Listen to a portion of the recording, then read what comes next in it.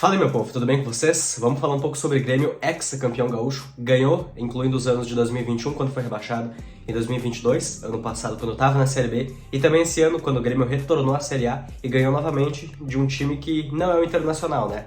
É impossível a gente não fazer a correlação de que nos últimos 4 anos o Inter chegou apenas em uma final. Ano passado, o Grêmio disputou com o Ipiranga a final, esse ano contra o Caxias.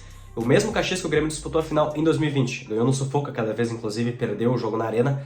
Mas o importante é que acabou sendo campeão e o Grêmio retoma essa hegemonia que não acontecia desde os anos de 1990.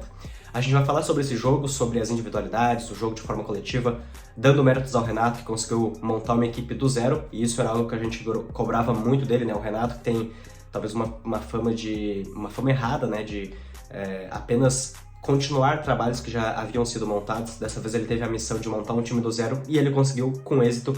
O Grêmio tem um time e talvez isso seja algo mais feliz a se comemorar do que propriamente o título do Campeonato Gaúcho, tá certo? A gente vai falar sobre isso nesse vídeo. Antes, não esquece de deixar o like, se inscrever no canal pra me dar aquela ajuda, pra você não custar nada. E pra mim significa muito, estamos quase batendo aí, estamos no caminho, né, bater 500 inscritos, então pra mim acaba sendo bastante importante, tá certo? Bom, pessoal, eu acho que é importante a gente começar falando um pouquinho do adversário, até porque o Caxias e também propriamente o Ipiranga, que foi o adversário das semifinais, são melhores do que 90% dos times que o Grêmio enfrentou na Série B do ano passado. Talvez não sejam melhores que um Bahia, que o Cruzeiro, que o Vasco, talvez, mas são melhores que 90% dos times que o Grêmio enfrentou na Série B do ano passado. Isso a gente precisa reconhecer com méritos. O Grêmio que, daquele time esfarelado que subiu do ano passado, subiu fazendo força para não subir, agora a gente consegue ver já resquícios de uma equipe que pode sim brigar por algo. De repente, uma Copa do Brasil, chegar nos primeiros lugares ali no Campeonato Brasileiro, a gente tem que ver como é que vai ser o decorrer do ano nessa questão. O Caxias que teve a sua única derrota para a equipe do Grêmio, lá na primeira rodada, caso vocês lembrem, né, naquela virada da equipe do Grêmio, com o gol do Soares ali se encaminhando para os minutos finais de jogo. Então o Caxias tinha perdido até então um jogo no Campeonato Gaúcho. E o jogo de ontem, no caso eu tô gravando esse vídeo no domingo, o jogo de ontem, a final do Campeonato Gaúcho, até começou com o Caxias um pouquinho melhor que o Grêmio, eu diria. Eu tava no estádio, eu vi o jogo, e eu vi o Caxias indo um pouco mais pra cima ali nos primeiros 10 minutos, cruzando algumas bolas na área. Evidente que sem tanto perigo, mas eram eles que estavam um pouco mais afim de jogo. O Grêmio foi ter um pouco mais de vontade, ele foi se achar um pouco mais a partir dos 12 minutos, e logo em seguida criou uma chance com o Soares já, e uma saída de bola do goleiro deles, ali o sistema de zaga se atrapalhou, e o Soares teve uma chance, acabou dando de biquinho na trave, ele não estava muito ajeitado, muito enquadrado com o corpo para conseguir resolver melhor aquela situação, mas ali o Grêmio teve a sua primeira grande chance, e novamente a gente vê um Grêmio que cria oportunidades, mas que não consegue efetivá-las em gol. E alguns minutos depois, após uma jogada ali trabalhada com alguns passos, o Vila Sante finalizou de dentro da área também, a bola raspando a trave, mas novamente o Grêmio não conseguiu efetivar aquela chance em gol. Teve também um chute ali do Carbajo de fora da área, da entrada da área, ainda no primeiro tempo, mas novamente bola pra fora, o Grêmio criando, mas não conseguindo ser efetivo. Acho que depois a única finalização ao gol que o Grêmio teve no primeiro tempo ainda foi uma finalização do Cristaldo, de falta, até todo mundo achou que ele ia cruzar, mas ele acabou batendo a gol. O goleiro fez uma baita defesa. Aí veio o intervalo e aí a gente pensou, será que o Renato vai mexer? Será que vai manter o mesmo time? Bom, ele manteve o mesmo time. Até esqueci de falar, o Diogo Barbosa entrou nos minutos iniciais, né? O Reinaldo sentiu, acabou saindo. O Diogo Barbosa que foi muito bem, inclusive, dando arrancadas, sendo muito importante ofensivamente. Ele que até deu uma arrancada de trás da linha do meio do campo e foi sofrer uma falta na entrada da área que o Bitelo bateu, metade do estádio achou que tinha sido gol, mas a bola foi por cima. Enfim, o Diogo Barbosa fez uma boa partida, a gente tem que ressaltar esse ponto. Mas o Grêmio veio então para a segunda etapa com basicamente o mesmo time, não trocou ninguém, veio com as mesmas peças e basicamente veio com a mesma proposta, né? Até o segundo tempo começou um pouco melhor do que a primeira etapa, os dois times ainda tentando, criando suas oportunidades. O Caxias fazendo algumas tabelas interessantes, mas que não se resultavam em chances claras de gol, como foi as do Grêmio, por exemplo. Mas é um time que jogou bem, estava apostando até num contra-ataque em alguns momentos. Mas a gente chega no lance fatídico em que o defensor ali do Caxias acabou fazendo um pênalti do Soares. Eu tô vendo muita gente na internet até contestando esse pênalti, falando que aquilo ali foi uma coisa muito exagerada, que foi uma simulação. Mas eu particularmente achei muito pênalti. Pô, você vê o cara puxando a camisa do Soares dentro da área. E isso aí na regra é pênalti. O Voaden não tinha que fazer alguma coisa diferente daquilo ali. O VAR chamou, foi pênalti. Acho até que poderia ter sido marcado no campo, inclusive.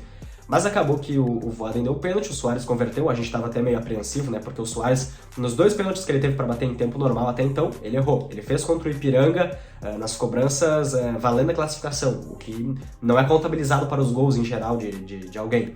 Então a gente estava meio apreensivo, mas ele acabou batendo muito bem. Bateu até meia altura, mas bateu muito forte, muito no canto. E o bom goleiro do Caxias, dessa vez, não conseguiu chegar. E com isso, até o Caxias foi um pouco mais para cima, arriscando algumas oportunidades de fora da área. Levaram sim alguns perigos, principalmente numa falta que teve cobrada para a área. O Adriel fez ali um pequeno milagre, eu diria. A bola até voltou pro jogador do Caxias, mas chutou por cima, graças a Deus, porque aquela ali era uma chance claríssima. Foi disparada a melhor chance que o Caxias teve de empatar o jogo. Eu acho que era já por volta de 30 minutos do segundo tempo. Então, se o Caxias faz um gol naquela altura, viraria um inferno. Assim como foi o segundo gol do Grêmio, o gol que foi anulado pelo Lucas Silva. Eu que tava no estádio, a gente comemorou muito aquele gol, né? Porque a gente tinha certeza que era o gol do título. Aquele gol do Lucas Silva, depois de uma assistência do Suárez, uma jogada ali do Gustavinho. O Lucas Silva fez aquele gol, saiu comemorando, a torcida toda comemorando. E aí, se passou alguns minutos de euforia, o Voaden foi pro VAR, anula o gol e faz um sinal apontando ali em direção meio que à área do Grêmio. O estádio todo achou que aquilo ali era pênalti para a equipe do Caxias. Todo mundo ficou, para não dizer outra coisa, todo mundo ficou com medo do que poderia acontecer, mas no fim acabou sendo uma falta do Diogo Barbosa, se não me engano, no início da jogada. O Caxias teve então uma falta para bater na entrada da área, felizmente acabou não acontecendo o gol, todo mundo estava apreensivo, porque todo mundo achou que era pênalti quando o Voaden apontou lá para a direção da área do Grêmio. E aí não tem como você não fazer a relação com a disputa de pênaltis entre Caxias e Inter. Todo mundo achou que naquela altura daí poderia ser um gol do Caxias, o jogo iria para as disputas de pênaltis, e aí a gente lembrou que o Caxias eliminou o Inter nos pênaltis, fazendo gol em todas as cobranças, então naturalmente você fica um pouco apreensivo. Mas acabou que o Grêmio acabou se sagrando campeão, o jogo acabou logo em seguida, teve 9 minutos de acréscimo, aliás, a torcida estava enlouquecida no estádio, mas não achei tão exagerado, até porque o jogo teve bastante pausas ali na segunda etapa. Falando de algumas individualidades, o Luis Suárez, protagonista mais uma vez, botou a responsabilidade debaixo do braço, bateu um pênalti, ele que estava sendo muito pressionado, muito cobrado por não ter feito boas cobranças aí nas 2 oportunidades que teve de bater um pênalti com a camiseta do Grêmio. O Bitelo foi um jogador interessante, mas achei um pouquinho abaixo, né? Faltou alguma, não sei se uma concentração, mas uma efetividade maior em algumas puxadas de contra-ataque. Reinaldo sem nota, a zaga muito bem, com Kahneman e Bruno Alves fazendo uma baita partida, João Pedro também muito bem. Meio de campo ali, a gente, vamos lá, beirou a perfeição nesse jogo, beirou a perfeição talvez seja muito forte, né? Mas foram muito bem efetivos, seja o Vina, o Cristaldo até também um pouquinho abaixo, mas jogando muito bem, nada comprometedor, construindo jogadas, fazendo seu jogo ali, sem tanto brilhantismo, mas conseguindo ser efetivo para a equipe. O Bitelo já falei, vamos lá, o Vina também, o que mais que a gente tem? O Vidiaçante, jogou muito bem de primeiro volante hoje, né? Dando uma sustentação maior ali à frente da zaga. Agora vamos falar também de quem entrou, o Zinho. O Zinho fez um jogo razoavelmente bom, até teve uma finalização ali que muita gente comparou ele ao Ferreira, né? Que chutou a bola lá na arquibancada, mas o guri ainda tá começando, tem muito para evoluir, a gente sabe que tem tudo para dar certo, talvez esse ano ainda na próxima temporada. O Grêmio que ainda busca o Michael, pelo que eu busquei ali de informações, dei uma olhada nos sites antes de gravar esse vídeo, mas a gente sabe que a vinda do Michael não é fácil pro time do Grêmio. E aí a gente entra no mérito de dar parabéns pro Renato, como eu falei até no início do vídeo.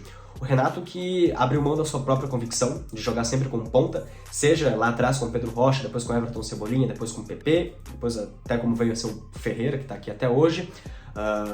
O Renato que abriu mão dessa convicção do seu ponta esquerda e começou a jogar com 5 meias qualificados. A gente teve o desfalque do PP para essa partida, que a gente sabe a importância que tem. O PP talvez seja o melhor dos meio-campistas do Grêmio e ele realmente joga de terno, mas nessa partida o Grêmio conseguiu se sobressair mesmo sem ele.